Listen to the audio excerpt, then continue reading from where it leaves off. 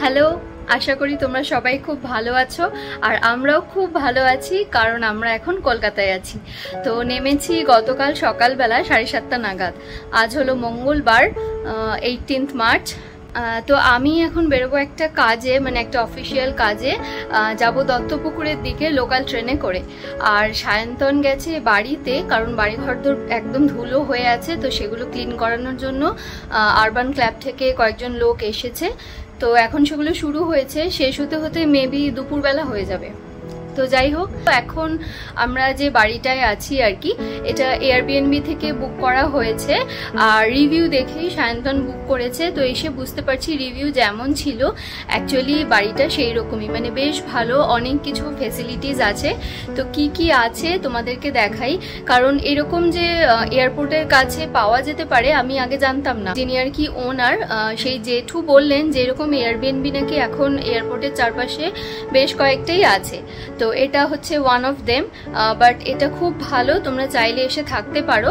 কারণ এখানে আমাদের পার ডে কস্ট পড়ছে মোস্ট প্রবলি 2,500 থেকে 3,000-এর মধ্যে। যেহেতু এটা সায়ন্তন বুক করেছে, আমি অতটা ডিটেল জানি না, আমি স্ক্রিনে দিয়ে দেবো এক্স্যাক্ট অ্যামাউন্টটা। তো যদি আমরা হোটেল নিতাম তো আমাদের দুটো রুম নিতে হতো, বাট এখানে একটা একদম পুরো একতলা ফ্লোর আমরা পেয়েছি। তো তার মধ্যে সব কিছু সেট আপ আছে। চলো আর বেশি কথা না বলে তোমাদেরকে ঘুরিয়ে দেখাই জায়গাটা। এই হলো বাড়িটা, খুব সুন্দর একটা দোতলা বাড়ি। আর এটা হলো বিরাটির শরৎ কলোনির রামকৃষ্ণ সরণী এলাকায়। বাড়ির সামনে আবার রামকৃষ্ণ পরমহংসদেবের একটা ফটো রাখা আছে। তো চলো ভেতরে যেই জায়গাটায় আমরা আছি সেইখানটা এবার তোমাদের ঘুরিয়ে দেখাই। তো এই হচ্ছে বাড়ির এন্ট্রান্সটা, please ignore the background music. আর এখানে জেঠুদের গাড়ি আছে, আর এই দিক দিয়ে গেলে ওপরের দিকে যাওয়া যায়, মানে দোতলায়, সেখানে জেঠুরা থাকেন। আর একতলাটা ওনারা এরকমভাবে আর কি এয়ারবিএনবি থ্রুতে রেন্ট দেন। দেখো, প্রথমে ঢুকেই একটা ভীষণ সুন্দর বারান্দা, এত হোমলি ফিল হয়েছে ঢুকেই। এরকম বড় একটা দরজা আছে, আর এখানে আবার বসে জুতো পরারও জায়গা আছে। আর খুব সুন্দর গাছ আছে, দেখো এগুলো তো অ্যালোভেরা গাছ, দেখে বুঝতে পারছি এটা মোস্ট প্রবাবলি স্নেক প্ল্যান্ট। আর এখানে আরেকটা ধরনের গাছ আছে, সেখানে আবার ফুলও হয়েছে। তো বেশ সুন্দর একটা কোজি বারান্দা। এখানে সন্ধেবেলা বসতেও খুব ভালো লাগবে, কিন্তু প্রবলেম হচ্ছে এই জায়গাটায়, মানে এটা হচ্ছে রামকৃষ্ণ সরণী শরৎ কলোনি, তো এখানটায় খুব মশা, মানে শুধু এখানটায় না পুরো বিরাটিতেই বেশ মশা। তো ওই জন্য বিকেলে ওখানে আর বসা যায় না। এই হলো ড্রয়িং রুম, খুব সুন্দর একটা বুদ্ধার পেন্টিং আছে। এইদিকে হচ্ছে একটা কিচেন, এইদিকে একটা বেডরুম, আর সোজা আরেকটা বেডরুম। তো এখানে খুব সুন্দর করে দেখো এই ওয়াল ইউনিটটা ডেকোরেট করা আছে। আর এই হচ্ছে একটা বিশাল বড় সোফা, মানে এখানেও চাইলে কিন্তু একজন ঘুমোতেই পারবে রাত্রেবেলা, বেশ ভালো রোদ আসছে। আর এই সেন্টার টেবিলটায় বসে খাওয়া যেতে পারে, তবে আমরা ঘরেই এসি চালিয়ে খেয়েছিলাম। এখানে এই ব্রাশ টাশগুলো রাখা হয়েছে, তার একটা কারণ আছে, বলছি অবশ্য পরে। এখানে দুটো মোড়া ছিল, একটা ওই ঘরে নিয়ে রাখা হয়েছে। লেফট সাইডে কিচেন আছে, সেটা পরে দেখাচ্ছি। এবার এইখানে আছে বেসিনের জায়গাটা।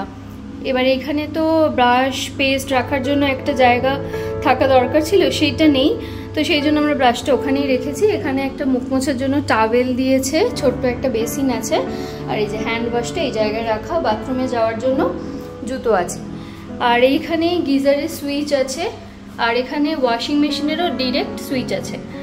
তো চলো ওয়াশরুমটা দেখাই, এটাও বেশ পরিষ্কার পরিচ্ছন্ন। তো বাথরুমটা পরিষ্কারই আছে, টুকটাক জিনিসপত্র দেওয়া আছে, এই যে সাবান শ্যাম্পু সবকিছু দেওয়া আছে, জেট স্প্রেও আছে, ওয়াইপারও আছে একটা, যদি কেউ বেশি দিনের জন্য থাকে বা বাথরুমে জল পছন্দ না করে তার জন্য এখানে একটা ওয়াইপার দিয়েছে। আচ্ছা, এই হচ্ছে ওয়াশিং মেশিন, ওপরে একটা টাওয়েল দিয়েছে, চাইলে এটাও ইউজ করা যেতে পারে, তবে আমরা আর ইউজ করছি না, কারণ আমরা কালকেই বেরিয়ে যাব, মাত্র 2 দিনের জন্য এসছি। এই হচ্ছে আরেকটা বেডরুম, সেটা পরে দেখাচ্ছি। আচ্ছা চলো এবার আমাদের বেডরুমটা আগে দেখাই, মানে ওই যে ফ্রন্টের বেডরুমটা, ওখানে আমরা আছি। আর দরজাগুলো দেখো কি সুন্দর, মানে এখানে কিন্তু প্রাইভেসির কোনো প্রবলেম নেই। দরজাগুলো তো এরকম পেইন্টেড গ্লাস দিয়ে করাই আছে, তাছাড়াও ভেতরে পর্দাও আছে। তো এই রুমটায় আমরা আছি। এইরকম একটা বড় বেড, এই দিকটা হচ্ছে বারান্দা আর ওইদিকে বাড়ির এন্ট্রান্স। এখানে আছে এসি, তবে নিচে দেখো কি সুন্দর একটা পেন্টিং। এইটা মানে যে জেঠু আছে, জেঠু জেঠিমা, তাদের মেয়ে অবন্তিকা দি, তার করা পেন্টিং। ভীষণ সুন্দর কলকাতার একটা পেন্টিং। মানে আমরা তো অনেক দিন পর কলকাতায় এলাম, এসে এই এক টুকরো কলকাতার ছোঁয়া পেয়ে হলুদ ট্যাক্সি দেখে মনটা একদম ভালো হয়ে গেল। যদিও বেরিয়ে এখনো হলুদ ট্যাক্সি দেখার সৌভাগ্য হয়নি, বেরোবো একটু পর। তো যাই হোক, বেড সাইড এরকম একটা টেবিল আছে। ও আচ্ছা, আয়রনও দিয়েছে। আমি একটু আগে নিজের এই জামাটাই আয়রন করলাম। আর এর ভেতরে না বইও আছে, মানে যাদের বই টই পড়ার অভ্যাস আছে আর কি, ঘুমানোর সময় বা এমনি স্পেয়ার টাইমে যদি বয়স্ক কেউ থাকে বা হাতে সময় থাকলে মানে এখান থেকে বই নিয়েও পড়া যেতে পারে, সেই ব্যবস্থা আছে। আচ্ছা, এই পর্দাটা একটু উড়ে যাচ্ছিলো, এই জন্য এটা কিরকম জলের বোতল দিয়ে চাপা দিয়েছি। যদিও অসুবিধা নেই, কারণ এই কাজগুলো মনে হয় ট্রান্সপারেন্ট নয়, মানে বাইরে থেকে দেখা যাবে না পাশের বাড়ি থেকে। তো এইখানে দেখো একটা ওয়ার্কিং স্পেস দিয়েছে, একটা চেয়ার টেবিল আছে, সামনে একটা মিরর আছে, সেখানেও জিনিসপত্র রেখেছি। আর ডান দিকে একটা ওয়ার্ড্রব আছে, এখানে জামা কাপড় রাখতে পারো। কিন্তু প্রবলেম একটাই, এটার সাথে কোনো হ্যাঙ্গার নেই। এই জন্য দেখো জামা আমি যেটা পরেছিলাম সেটা এখানে এভাবে ছেড়ে রেখেছি, আমাদের জিন্সগুলো এভাবে ঝুলিয়ে রেখেছি, কারণ ভেতরে কোনো হ্যাঙ্গার নেই। এটা একটা ব্যাপার। ও হ্যাঁ, আরেকটা কথা, এসি আছে ঠিকই, তবে এসিটা না খুব মানে ধীরে ধীরে কুল হচ্ছে।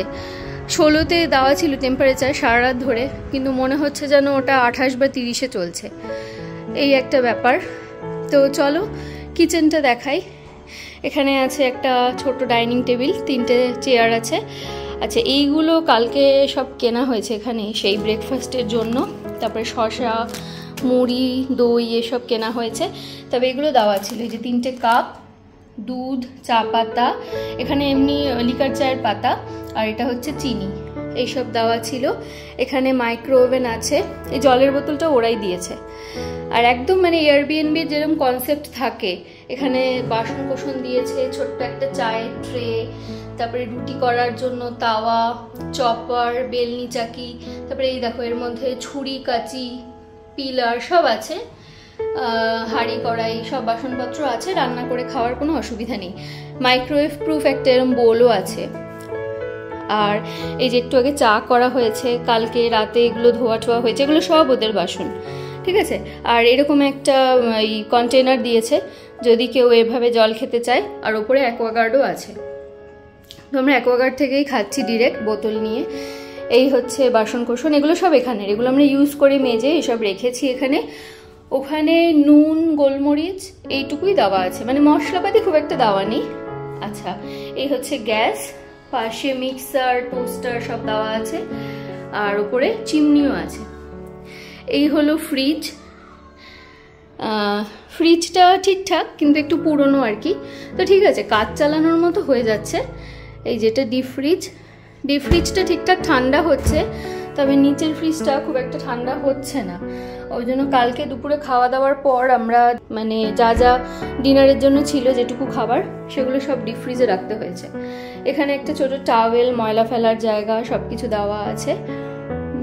চলো এবার ওদিকের যে বেডরুমটা আছে সেটা তোমাদের দেখাই।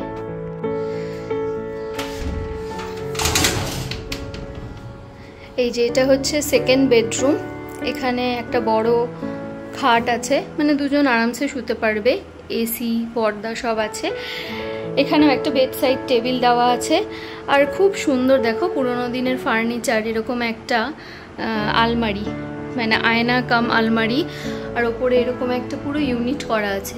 যদিও এত কিছু আমাদের লাগবে না, তবে যদি কেউ চায় এর মধ্যে জিনিসপত্র রাখতে পারে। আমরা তো আপাতত ট্রলিতেই সব জামা কাপড় রাখছি, ওখান থেকেই বের করে পড়ছি।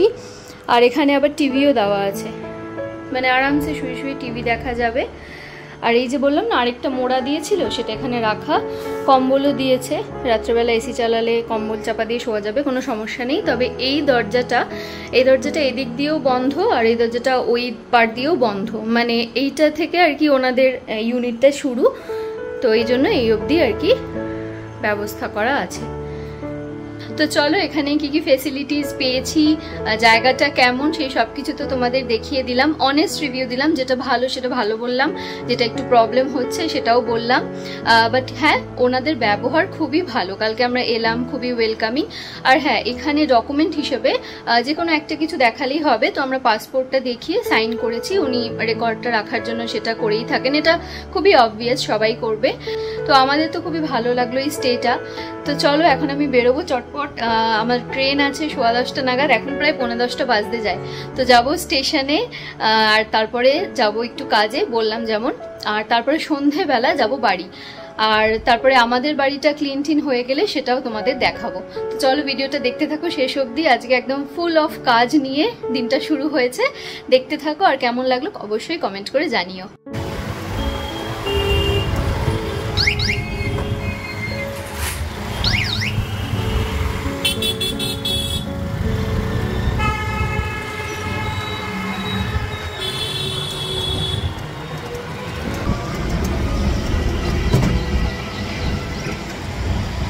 এবার এসে দেখছি বিরাটিতে বেশ অনেকগুলো খাবার দোকান খুলে গেছে, ওয়াও মোমো, কেএফসি এইসব দোকান। আর আবরণ বুটিক হলো এখানে ভীষণ ফেমাস একটা বেশ পুরনো বুটিক, আর সামনে আছে চাউম্যান, এখানের খাবার দাবারও খুব ভালো, ইচ্ছে আছে একদিন ডিনার করব। ও আচ্ছা আচ্ছা,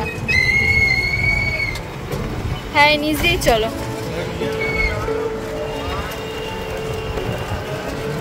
এই হলো বিরাটি স্টেশনের কাছের বাজার।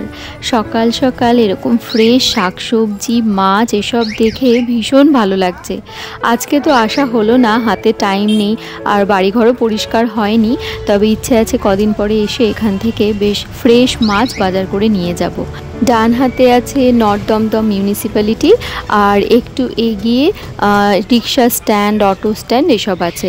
আর দেখতে পাচ্ছ শিয়ালদার দিকে ট্রেন পাস করছে, তো এখন চটপট নেমে আগে টিকিট কাটবো। তবে আমি যাব উল্টো দিকে, দত্তপুকুরের দিকে। কেন যাব কারণটা একটু পরেই বলছি।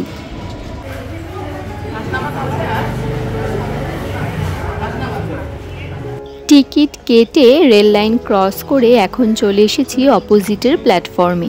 ওভারব্রিজ আছে ঠিকই, কিন্তু ওই যে চিরাচরিত প্রথা, ট্রেনের টাইমটা দেখে মোটামুটি সেফভাবে এইভাবে রেল লাইন ক্রস করেই সবাই পার হয়, আমিও তাই করলাম আর কি। জস্মিন দেশে জদাচার।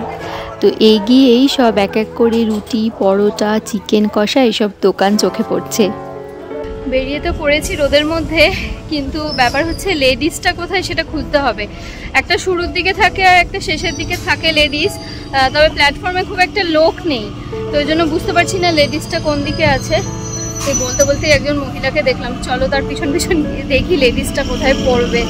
আর সবাই ভাবছে কি এই মেয়েটা এত ভিডিও করছে কেন, ডিম পরোটার দোকানেও কেন ভিডিও করছে। আসলে এগুলো তো আমি অনেকদিন পর দেখছি, আমার খুব ভালো লাগছে। এখন পেট ভর্তি, না হলে খেতাম দাঁড়িয়ে পরোটা, ডিম সিদ্ধ এসব। একটু পরেই আছে দত্তপুকুর লোকাল, তো ওটাতেই উঠবো, বেশ ফাঁকাই থাকবে।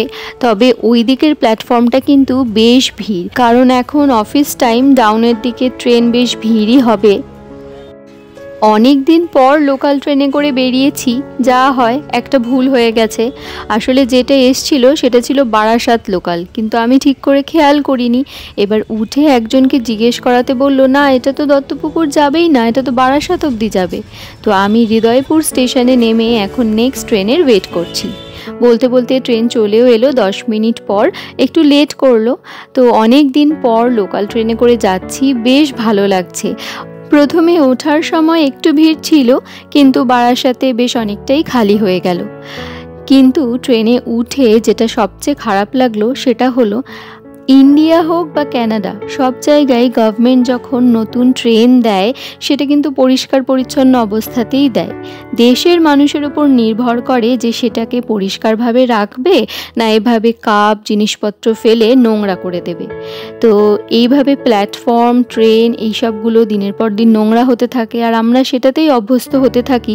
নিজেরা একটু সচেতন হলে কিন্তু পরিষ্কার সুন্দর ট্রেনটাকে পরিষ্কারভাবেই রাখা যায়।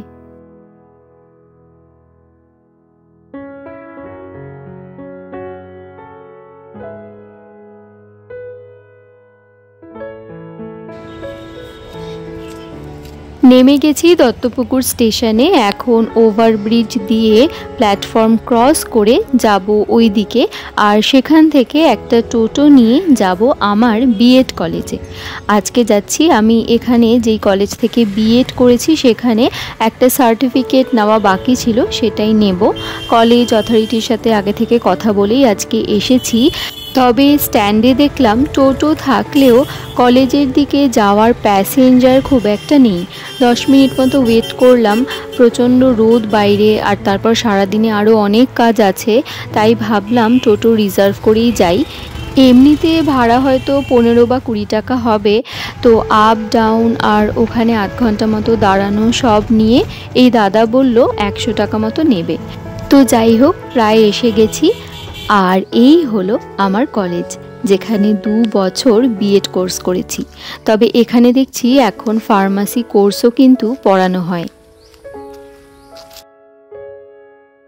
তো কলেজ থেকে বেরিয়ে আর ব্লগ করা হয়নি।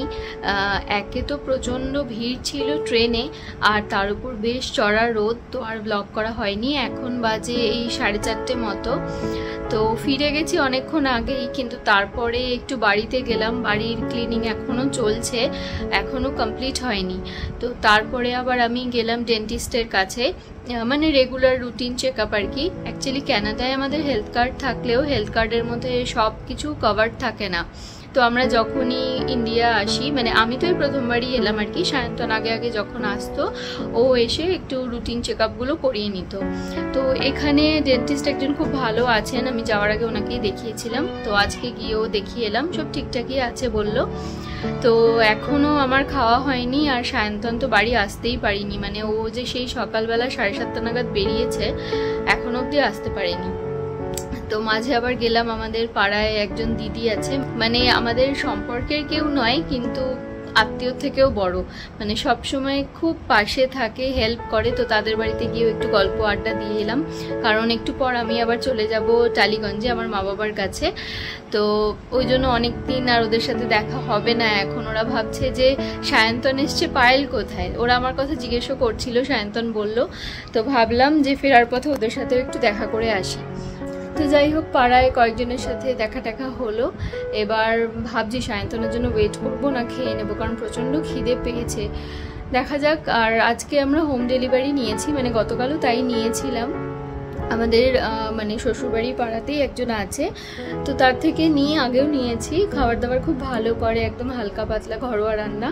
তো চলো আজকে কী কী দিয়েছে সেটা দেখাই, আর ভাবছি খেয়েই নিই, কারণ প্রচণ্ড খিদে পেয়েছে। এরপর আবার রেডি হয়ে বেরোতে হবে, অনেকটা দূর যাব।